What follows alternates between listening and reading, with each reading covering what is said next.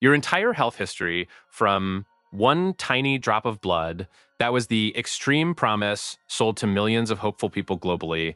Elizabeth Holmes and her company Theranos presented this incredible scientific vision to the entire world. She famously dropped out of Stanford University when she was just 19 years old. This pivotal decision happened in 2003. She had been studying chemical engineering courses for a few years. Her ambition was truly enormous. She deeply believed she could change the world with her ideas. She wanted to create a profound revolution in blood testing technology forever. The core idea was strikingly simple. A small proprietary device dubbed Edison would perform hundreds of complex diagnostic tests very quickly. This miracle machine would require only a few drops of blood. This precious sample would come from a tiny finger prick. This was meant to entirely replace traditional large vials of blood drawn from a vein.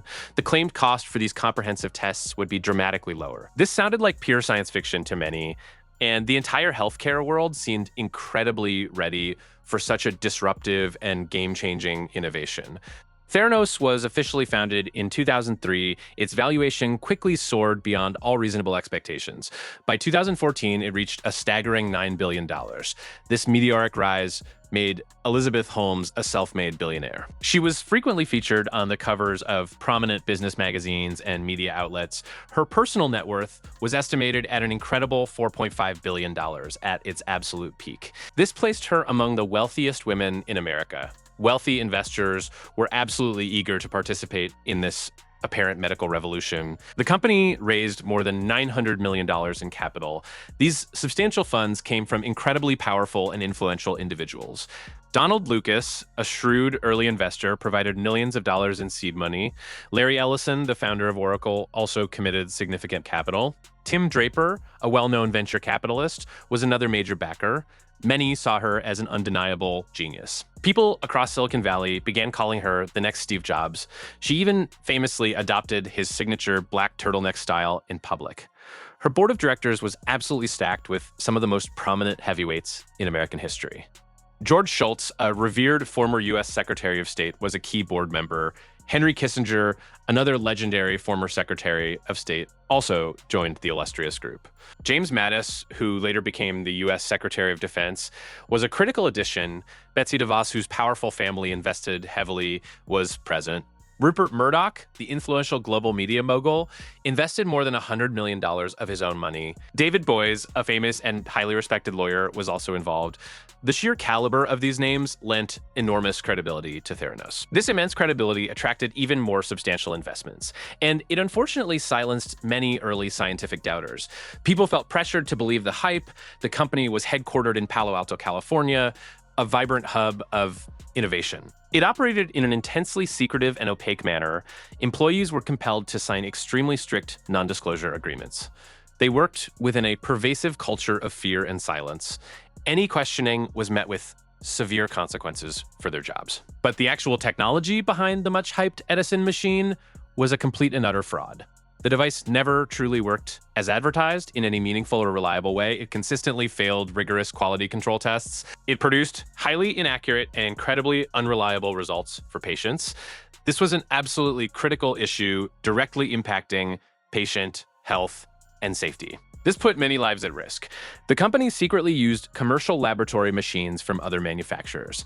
These machines were purchased from companies like Siemens and modified. They heavily modified these third-party machines for use in their own labs. The extravagant claims of performing 250 different tests from just a few drops of blood were completely false. Most tests still required traditional venipuncture. This meant larger blood samples drawn by needles from veins. And these larger samples were then processed on conventional laboratory equipment. This profound deception continued for several years. Patients were receiving critical health information from Theranos, but this information was alarmingly often wrong. Walgreens, a major national pharmacy chain, partnered enthusiastically with Theranos. This partnership officially began in 2013. They plan to open numerous Theranos wellness centers within Walgreens stores across the country. People could supposedly walk in and get quick, convenient blood tests right away. This was widely advertised as a quick, revolutionary, and incredibly easy service. A lucrative deal with Safeway, a prominent grocery giant, was also made. It was reportedly worth $350 million over several years, but this substantial deal largely fell apart before full implementation could happen. Walgreens initially opened dozens of Theranos centers. These were primarily located in Arizona and California. But serious problems arose very quickly after opening. Lab results were consistently questionable. Doctors began complaining vociferously about the inaccuracies of the tests. Walgreens eventually ended its entire partnership with Theranos. This termination happened in 2016. They closed all operating Theranos centers immediately. Whistleblowers started courageously coming forward despite immense personal pressure. Richard Fuis, a physician and inventor, had long harbored suspicions of fraud. He raised his grave concerns to various regulators and media outlets. Tyler Schultz, an employee and the grandson of board member George Schultz, courageously spoke up. He noticed serious scientific problems and ethical breaches within the Theranos lab operations. Erica Cheng, another dedicated employee, meticulously detailed numerous lab failures and dangerous inconsistencies. They both ultimately went to John Carreyrou. He was a determined investigative reporter for the Wall Street Journal. He spent many arduous months investigating the company's claims and secret operations. His initial groundbreaking expose was finally published in October 2015. It sent shockwaves through the financial world. It also profoundly shocked the medical and scientific communities instantly. The Wall Street Journal article explicitly revealed that Theranos was not genuinely using its own vaunted proprietary technology at all. It was instead secretly relying on third-party machines for most tests. It meticulously detailed widespread accuracy issues across various critical tests. Regulators swiftly took decisive action. The Centers for Medicare and Medicaid Services, known as CMS, conducted comprehensive inspections.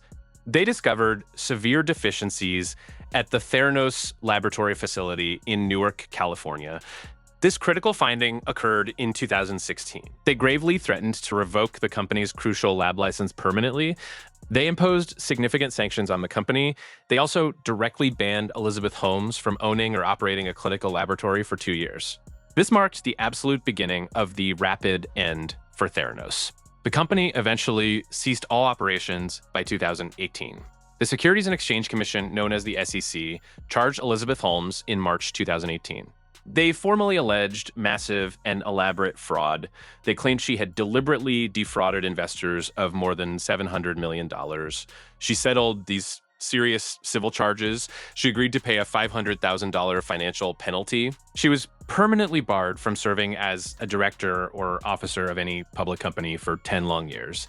She also had to return 18.9 million shares of Theranos stock to the company. But this settlement was not the final word on her legal troubles. A federal grand jury indicted her and Sunny Balwani. He was her former boyfriend and the Theranos chief operating officer. This devastating indictment was issued in June 2018. They faced 11 separate counts of wire fraud. They were specifically accused of conspiring to defraud both investors and patients with their lies. The federal trial for Elizabeth Holmes finally began in August 2021. It was an incredibly long and complex legal proceeding. It lasted for many challenging months and weeks. The prosecution presented overwhelming and damning evidence against her. They called 29 separate witnesses to testify in court. Whistleblowers like Tyler Schultz and Erica Chung courageously shared their experiences. Former Theranos lab directors graphically described the failed technology. Patients spoke emotionally of receiving inaccurate results. They shared their personal stories of fear, confusion, and potential harm. The defense argued she genuinely believed in her revolutionary vision for the future. They claimed Sunny Balwani was controlling and abusive. They attempted to present her as a victim of abuse during the trial, but the jury ultimately saw through this elaborate defense strategy. She was convicted on 4 counts of wire fraud. This pivotal conviction happened in January 2022. She was found guilty of defrauding investors. She was acquitted on 4 other counts, specifically of defrauding patients. 3 remaining counts resulted in a hung jury unable to reach a verdict. Her sentencing came in November 2022. The presiding judge sentenced her to 11 years and 3 months in federal prison. She also received 3 years of supervised release after her prison term. She was formally ordered to pay $452 million in restitution. This massive sum was designated for the victims of her extensive fraud. Sunny Balwani was also convicted on 12 counts of fraud. He received a significantly longer sentence. 12 years and 11 months in prison, he too was ordered to pay substantial restitution to victims for his role. Before she ultimately went to prison, she had two young children. Her first child, a son, was born in July 2021.